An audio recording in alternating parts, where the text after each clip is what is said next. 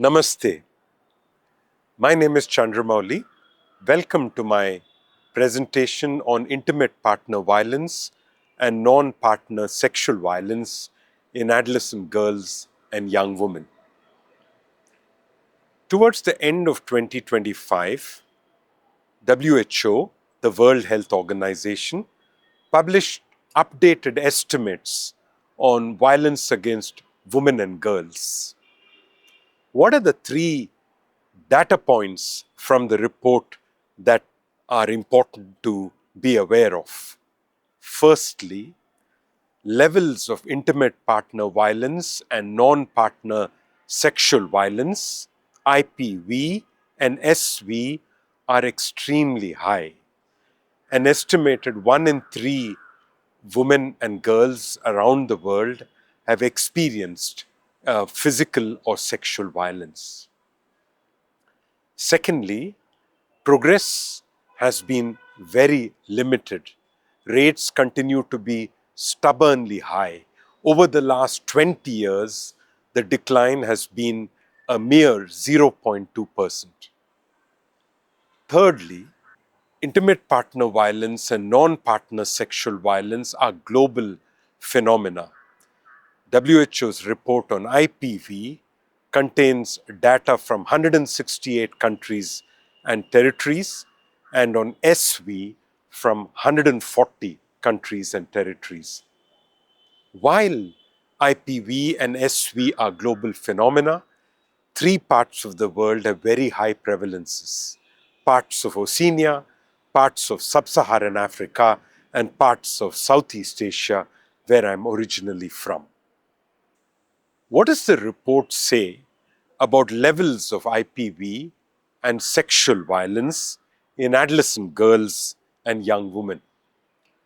The report says that an estimated 24% of adolescent girls and young women have experienced IPV or sexual violence in their lives.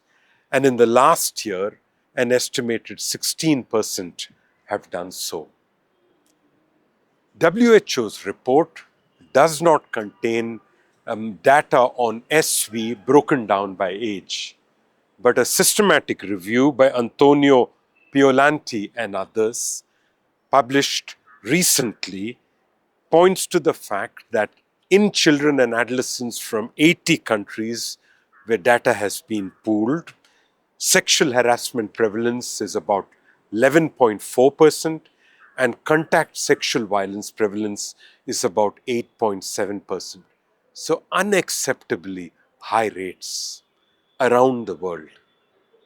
What are the factors contributing to IPV and SV in adolescent girls and young women? This slide contains 5 key contributing factors that often work together. An overall message is that the strongest drivers are early and unequal relationships, harmful gender norms combined with limited agency, early marriage and school discontinuation, economic dependence and weak protection systems for girls and women. What are the consequences of IPV and SV in adolescent girls and young women? The 5 main consequences are listed on this slide. IPV and SV against girls and young women have profound and lasting consequences that extend far beyond the immediate harm. Violence during adolescence and early adulthood is strongly associated with poor mental health, adverse sexual and reproductive health outcomes, disrupted education and life opportunities, and long-term physical illness and suffering. These effects accumulate over the life course and contribute to intergenerational cycles of violence, poverty, and ill health. So, disastrous consequences during the life of the adolescent girl and into the next generation. While in the last 30 years, rates of child marriage, female genital mutilation, HIV infection, HIV-related deaths and adolescent fertility have declined, there has been very little change in levels of IPV and SV. What are the reasons for this? This slide contains the 5 likely reasons for this. Some overall messages. IPV and SV are not discrete practices or the consequences of discrete practices, but behaviors embedded in everyday relationships and deeply unequal gender norms. Although global knowledge of the scale of the causes and the consequences has grown, most prevention efforts remain small scale, short term, and insufficiently intense to shift population level norms and practices. Legal reforms have taken place, as WHO notes in several of its posts, but they have far outpaced enforcement.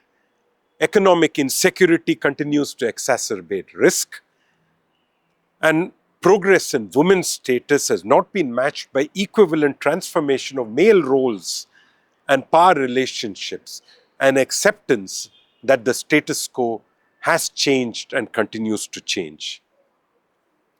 Not surprisingly then, IPV and SV rates have remained stubbornly high. There are useful lessons to learn from Spain, which has put in place heroic efforts to reduce gender-based violence against women and girls. This slide lists the 5 main actions that Spain has taken. Over the last decade, Spain has pursued a sustained and evolving strategy to reduce IPV and SV, including multi-year plans, major legal reforms centered on consent and survivor protection, and broad state-level pact with dedicated funding and measures across prevention and response. It has reinforced victim services and put in place robust data and monitoring systems, all supported by civil society engagement and international assessment. Actually, an impressive set of multifaceted and multi-year actions. Despite these efforts, progress has been disappointing. The 2024 Macro Encuesta de Violencia contra la Mujer, a national survey, found that 30.3% of women aged 16 or more had experienced some form of partner violence in their lives, and 12.7% had experienced physical or sexual violence from a former or current partner. The survey found that there was no statistically significant difference between the findings of the 2015, 2019, and 2024 surveys. It doesn't mean that nothing has happened. There's increased awareness, there's increased public discourse, there's increased reporting, and reductions in homicides in specific contexts. But there is not yet a consistent downward trend in surveys on intimate partner violence and sexual violence. To conclude, if we want IPV and SV rates to fall, just like child marriage, adolescent fertility, and female genital mutilation rates have fallen, the world and the world's nations must stop treating prevention as a discrete project and instead hardline it into national strategies like Spain has done. What is needed is laws, clear laws, formulated, communicated, and enforced, community norm change, sustained and intense, social protection systems responsive and effective, all delivered at scale for years. And all this must be measured routinely and backed up with real accountability. We must continue to do this till we see real change. We will need to be, as we have learned from Spain, both determined and perseverant. We owe that to the adolescent girls and young women of the world, including this young woman whom we passed in the International Women's Day parade in Geneva last year. And her placard in French carries the message, "When I walk on the streets, I want to feel safe, not courageous." This in one of the richest and safest countries of the world. Thank you and namaste.